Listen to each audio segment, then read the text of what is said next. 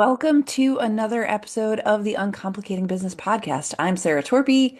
I'm a business coach and the founder of Uncomplicating Business and all the things. So, today, what I want to talk about are simple questions. The other day, a client said to me, sometimes the questions with the fewest words that you ask me are the ones that are the absolute killers. And she meant that in a nice way. But she was saying how sometimes the simplest questions are the most powerful ones. And it got me thinking about the questions I ask most often. And I wrote down a list of one, two, three, four, five, six, seven, eight questions. Some of them are related to each other, but none of them have more than three words in them. And they are the questions that I find myself asking people over and over and over again that create change and movement and progress in the work that they're doing in their businesses and in their lives. Before we hop into these questions, I want to take a hot minute and talk to you about the Uncomplicating Business Lab. This is where a lot of these questions are getting asked right now. The Uncomplicating Business Lab is a community, is a place for you if what you're doing as a business owner is helping people and the running of the business part feels really hard. It is a year-long membership for people like you building service-based businesses, built to make the running of the business part boring and predictable and let the work you love be really energizing and fun. It's for you if you are really good at what you do, you're an expert, and you are. Please don't be like, well, that's not me. But what you really want is consistent income. You want to know what to do next without reinventing the wheel. You want support, but you're not really into the price tag that comes with one-on-one coaching, which is fine. And you want other people who are in it with you. The lab is really about making business boring on purpose, making it repeatable and predictable and common sense. I just want you to know what's in the lab, and then I'm going to get to questions. In the lab, what you get is a full year of work in the framework that I teach, which is the four-part ground, plan, connect, sell framework. And they are the anchors of everything you do in your business in the best possible way. You start where you start, you walk in wherever you need to walk in.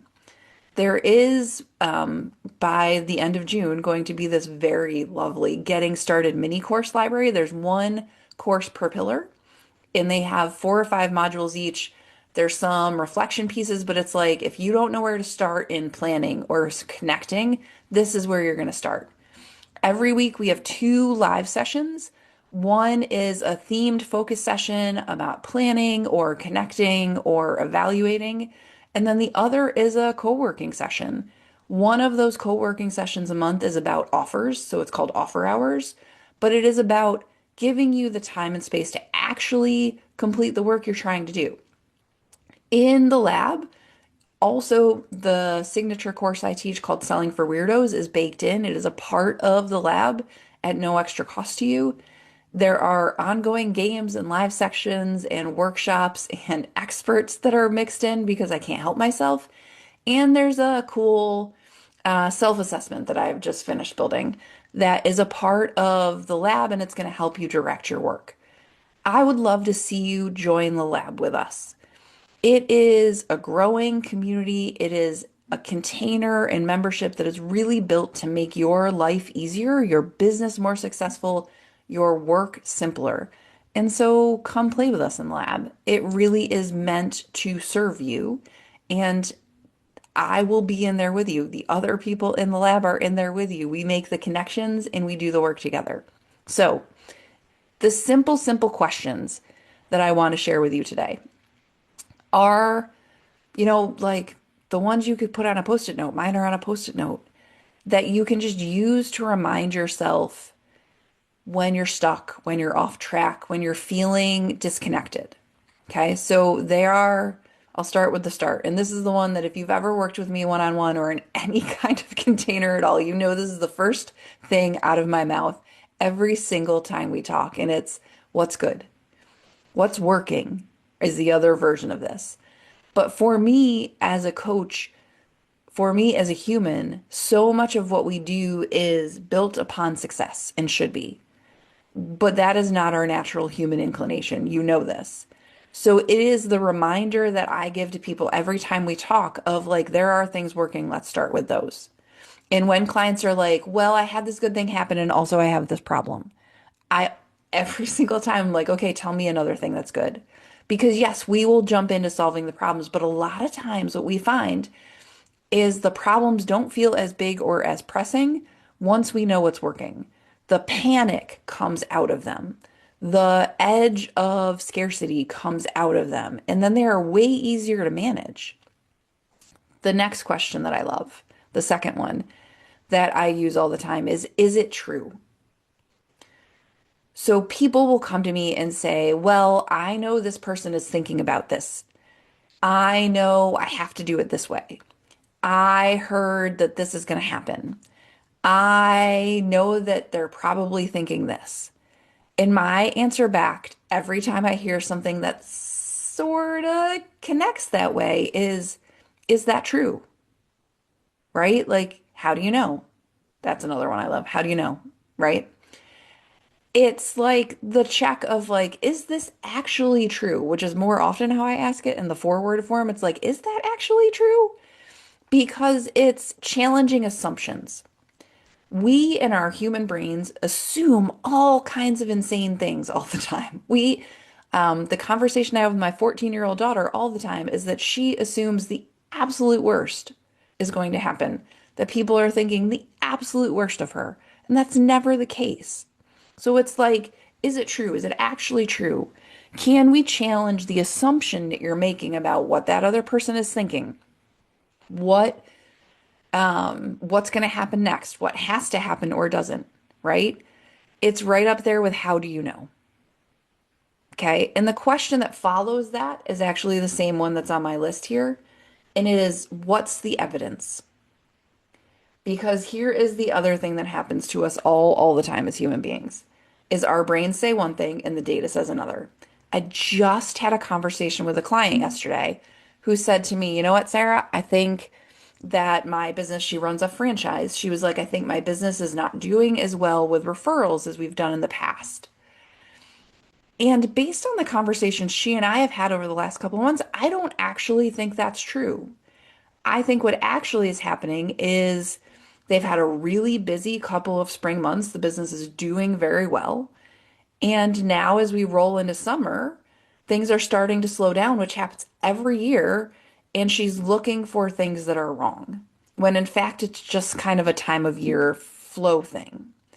So I asked her what the evidence she has is, and she just looked at me and she was like, well, I don't actually look at the data.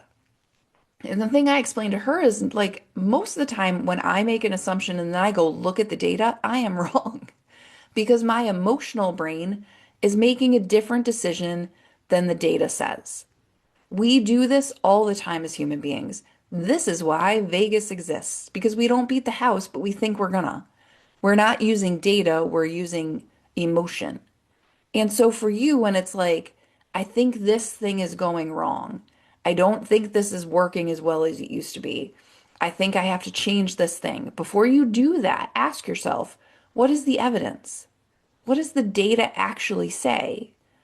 Because without the data, I don't know, right? The data is the decision. And so the other example of this that I always find really interesting is people will be like, well, I think my business is slowing down. I think things aren't working as well as they were this time last year. And I'd say 7 times out of 10, when I have that conversation with clients, they are ahead of where they were last year. It's just working more efficiently, and it doesn't feel as like they're working as hard, so they think something is wrong. That is the point of something like the lab, by the way, so that you can get to the point next year where things are working so smoothly you think you're messing it up. That's a really lovely place to be as a business owner. The next question is sort of a different one than this, which is, does it matter? Because one of the things that happens to us as business owners is we start thinking, If I do this, then I have to do this, then I have to do this, and then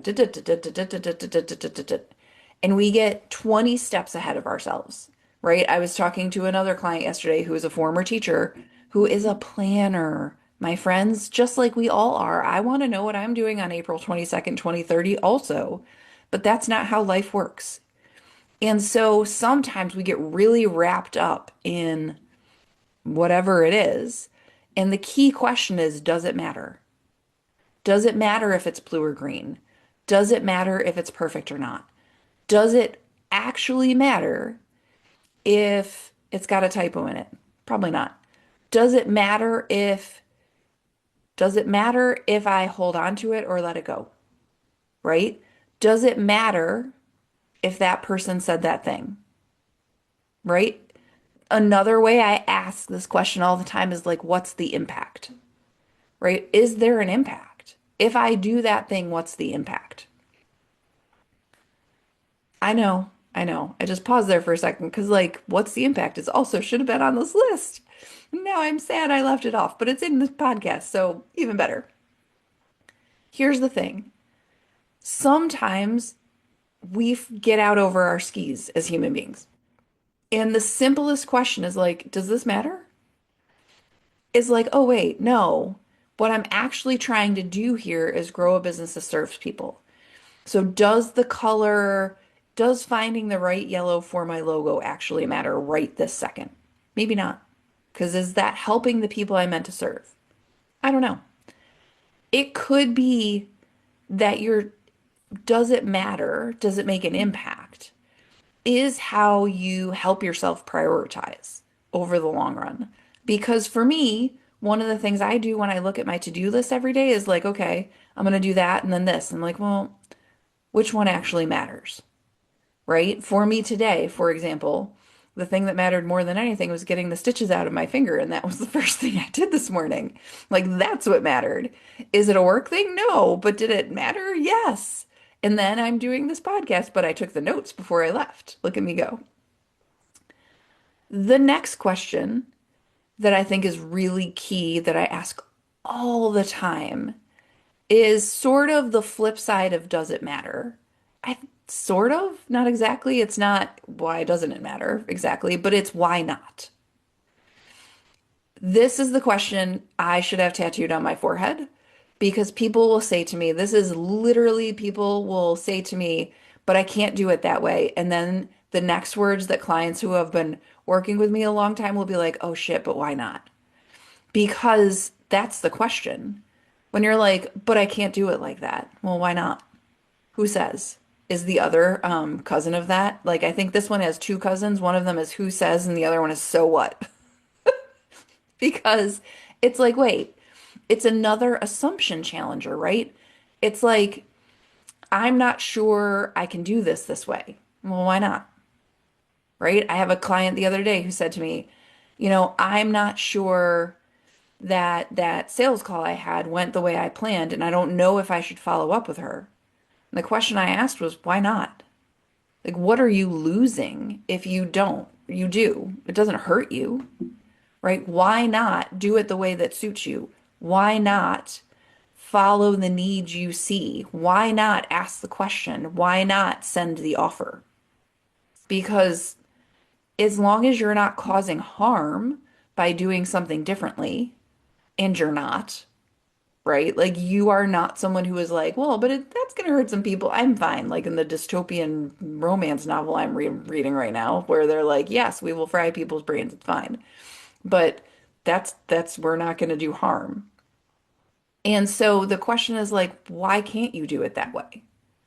So what? That's the rule, quote unquote. Why not do it the way that you actually like? Why not skip Instagram if it's not for you, right? Why not share that thing also on LinkedIn if you know that's where your people are? Why not? Right?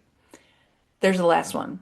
And this is actually a question I'm asking a lot of clients right now because we're getting towards the middle of the year. And what's happening is as we kind of come towards the end of quarter two, a lot of the plans people put into place at the start of quarter one are working. and things are swimming along. Like the client they were trying to acquire is on board. The systems they were trying to change are humming. The money they were trying to create is present. The lifestyle they were trying to shift is happening. And so the question when that is happening that comes next is now what? Right? And sometimes people are like, what do you mean go away?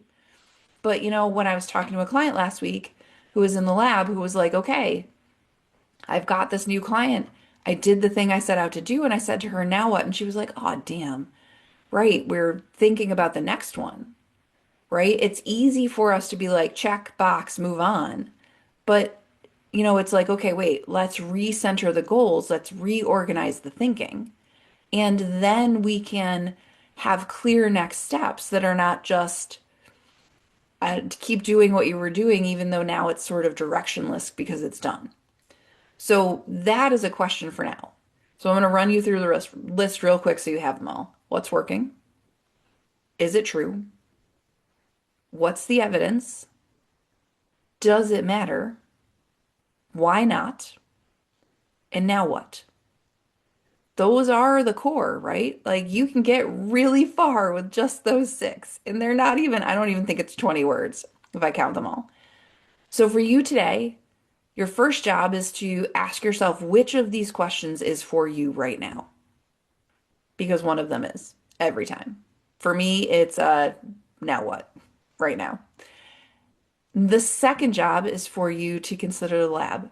If this is a podcast that's really useful to you, if you find the work I do and the way I do it helpful, the lab is an incredibly cost-effective way for you to get the help you want and you need, to get the community and the support and the groundedness and the consistency that you've been working at so that you can also be the person I'm talking about in 6 months who has the systems humming, who knows what they're doing, who has the connections working, has the sales going the way they want, because that's the whole point of the lab.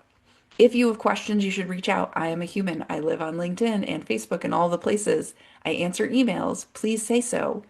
And from there, I'll see you guys in 2 weeks. There are some interviews on trust coming this summer that are getting recorded, and that's hopefully what's coming up next. I'll see you then.